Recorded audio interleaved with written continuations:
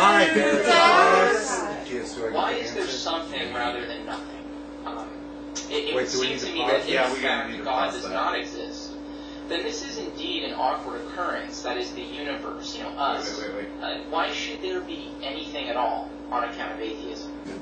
Shouldn't he have asked, why can't there be nothing instead of something? Right. I'm sure there's plenty of nothing somewhere. What's the difference between the questions? Why couldn't you say, why is there nothing instead of something?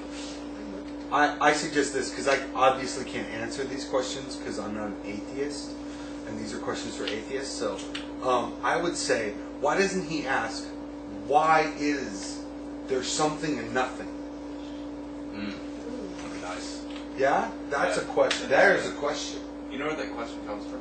Where? Wittgenstein. Oh, really? Yes, it comes from Wittgenstein. And what does he say? His point was that there was something beyond language that we couldn't get to. There was something indescribable there. Every time that we went to answer it, we'd just come up short. So there's no real point in asking the question because you can't get an answer. Any question that can be asked can't be answered. Otherwise, it's not a question. But it does get us to think about things in a certain way.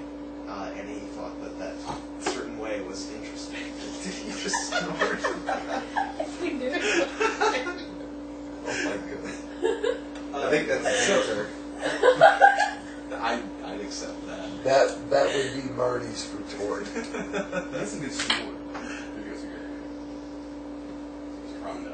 It's when you let it together. Yeah. Okay, so how about what is the difference between nothing and something? Or why do we think that there's a difference? Or Why do we bother asking questions that can't be answered? I don't know.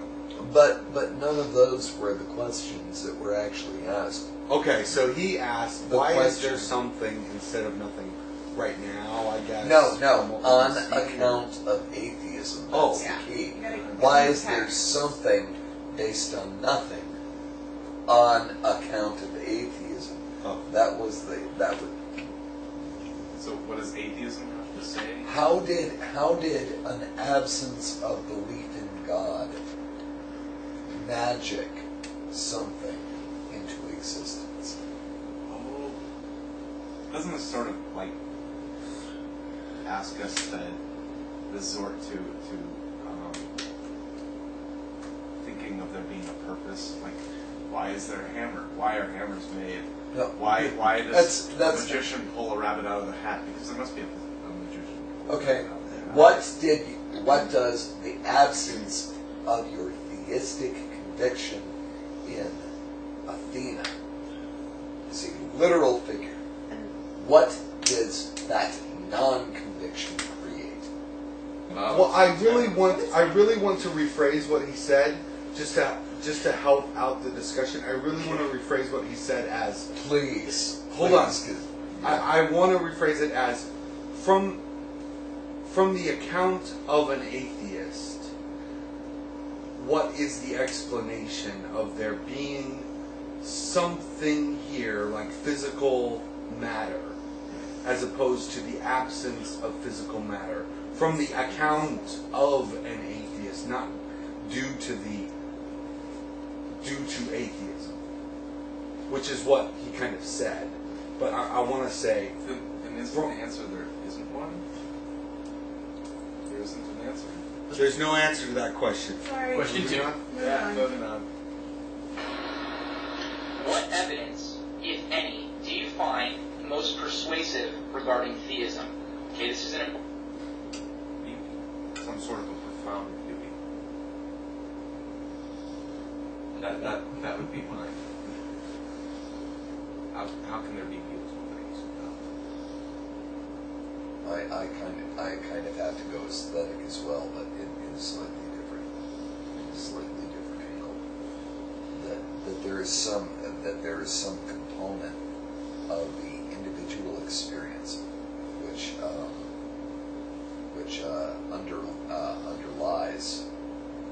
underlies interpretation. That there is some component of individual experience which defies interpretation or definition. on such a scale that a macro or micro definition is almost impossible. Right. Whether we're experiencing a very small thing or an infinitely immense thing, Right. we can't define that just by virtue of its position relative to our experience. And that, to me, is a pretty compelling argument Yeah. for the existence of God, because, again, we've thrown a scale out the window, and this experience very well could be an experience of God. I think that for me, when in a personal discussion with another individual, that arguments from personal experience are the toughest to debate against, because they completely rely on how much you're going to trust the individual making the claim. Since you weren't there, there's no way other to say what was happening. If somebody says they saw God in their kitchen, or Jesus gave them a nickel, I can't debate that. So it's a strong argument for theism, is for people to make claims of having an experience of divinity. Right? So for me, in an argument or debate type situation, those are the hardest claims to argue against. And then, of course, what it digresses into is an argument of the character of the individual making the claim. Right. The most somebody could do is say, well, that's the product of such and such a brain chemistry. Right. Or you're a liar. Yeah. And, Right. And then you can just retaliate with, well, no, I mean, times when I'd say I have that brain chemistry, it feels like this, and this is Right. different. Right. And yeah, there's just nothing to be said against it. So personal experience claims. That's what I'd say are the strongest arguments. Agreed. Yeah.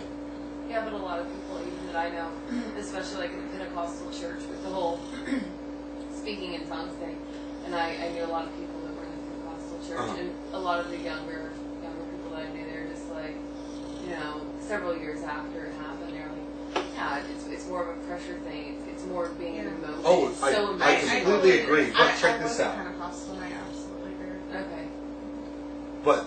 But here's a hypothetical. If everyone around me in the world said, God comes to me and gives me my morning paper, right? If everyone was saying it, I would be a lot more inclined to believe that God exists. Just because I hadn't experienced God giving me the morning paper, if everybody else around me said, God gave me the morning paper, I'd be like, well, God must exist because everybody says he does. Well, particularly if you're the only person who does not have the morning paper. Right. Yeah. And I'd have serious doubts about my future fate. Being the only guy that God didn't deliver the paper to, I'd be like, uh-oh, what am I doing wrong, So yeah, I would say first, if the whole world stood up around me and said, God delivers me the paper, haven't you seen him? And acted like I was completely nuts for not having this experience, this common day experience that everyone else was having, I would seriously start to doubt my own validity of my argument.